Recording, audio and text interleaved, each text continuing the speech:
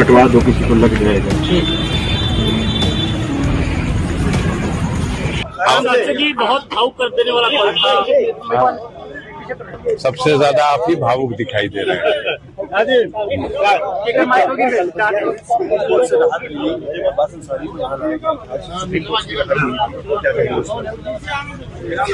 माननीय सर्वोच्च न्यायालय की तरफ से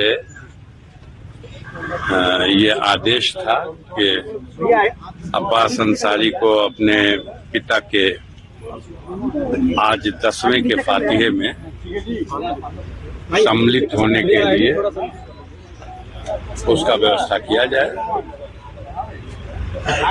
उस क्रम में आए थे और फातिहा हुआ। अब मजार पर आए, फूल की चादर चढ़ाए, मिट्टी डाले और रुखसत हो गए गाजीपुर जेल के लिए। फिर कल ईद का त्योहार है तो किसी को बताना नहीं है, सारे हिंदुस्तान में है, एक ही दिन है वो रहा है, कोई कंफ्यूजन भी नहीं है। अब ऐसे परिवार में जहां ईद एक खुशी का त्योहार है, वो उस रूप में तो नहीं मनाया जा सकता। तो ऐसे मौके पर जो रिश्ते नाते और पास पड़ोस या जो जिसके हमदर्द, वो लोग इस त्योहार के मौके पर आकर के उस परिवार को उसका गम बांटने के लिए उनका दरवाजा करते हैं, पुरसा देते हैं। तो इसके लिए भी हमने कल ही निवेदन कर लिया था।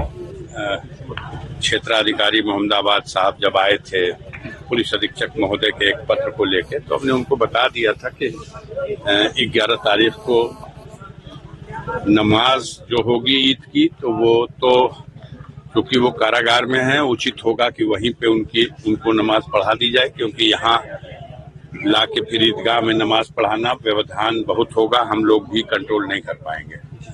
तो वहाँ नमाज पढ़ा लीजिए। नमाज पढ़ने के बाद फिर जब आप उचित समझिएगा लेके परिवार में आइएगा। कल साल भर का वो त्योहार है और पहली ऐसी ईद है जब मुख्तार अंसारी दुनिया में नहीं है। तो उस परिवार में, उस गम के माहौल में जो लोग आएंगे, शिरकत करेंगे, उनके लिए पुरसा देंगे, उस कार्यक्रम में शामिल होंगे। तो कल तो कोई रोजा है नहीं कि शाम तक मगरिब के बाद ही रोजा खोलेगा आदमी और तब आके फातिहा पढ़ेगा, ऐसी तो कुछ नहीं रहेगी। और दिन ही दिन में और परसों उनको दफन हुए 13 दिन पूरा हो जा रहा है। 30 तारीख को मुख्तार को कब्र में दफन किया गया था, तो 13वें दिन उनकी मग़फ़िरत के लिए दुआएं खास होती है, उसमें भी वो शिरकत करेंगे। और रात का वक्त तो जेल में ही, जैसा कि माननीय सर्वोच्च न्यायालय ने कहा है।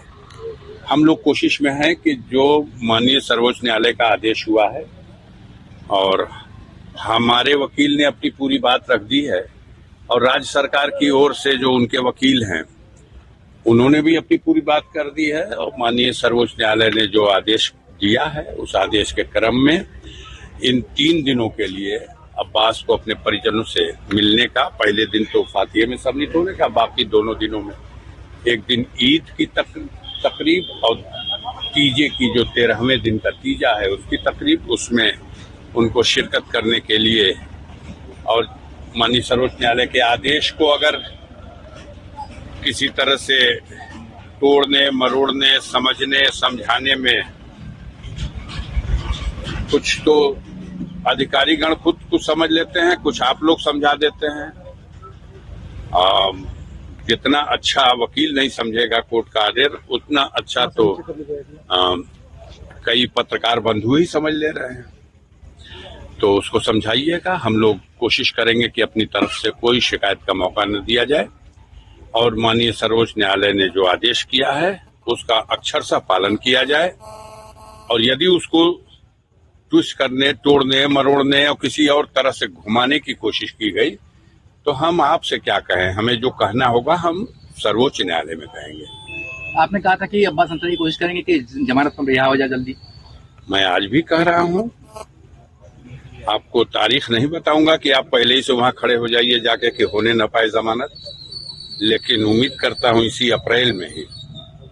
कोई मुकदमा नहीं है, एक मुकदमा है गाजीपुर से एक सज्जन ने पहले कभी उन्होंने हमसे हमारी जमीन या हमारी प्रॉपर्टी हमें दबाव में लेकर के लिखवा लिया था, तो उसमें बाकी अक्यूज की बेल हो गई है, उनकी भी बेल हाई कोर्ट में पेंडिंग है।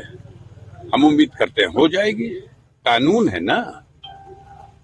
और दूसरा वो है जिसमें उनकी पत्नी मिलने गई थी तो बताया गया मुकदमा कायम करके कि मुलाकात के लिए जो प्रक्रिया परमिशन की होती है वो पूरी नहीं हुई थी, इसलिए उनको भी बंद कर दिया। उस केस में इनको भी, उसमें भी सारे लोगों की बेल हो चुकी है, चाहे जेल अधिकारी रहे हों, चाहे उनकी पत्नी या उनका ड्राइवर या जो अकेली इनकी बची है, वो भी जिस दिन कोर्ट में नंबर पे आ जाएगी वो भी बेल होगी। अब एक केस बचता है सिर्फ, और वो है ईडी का।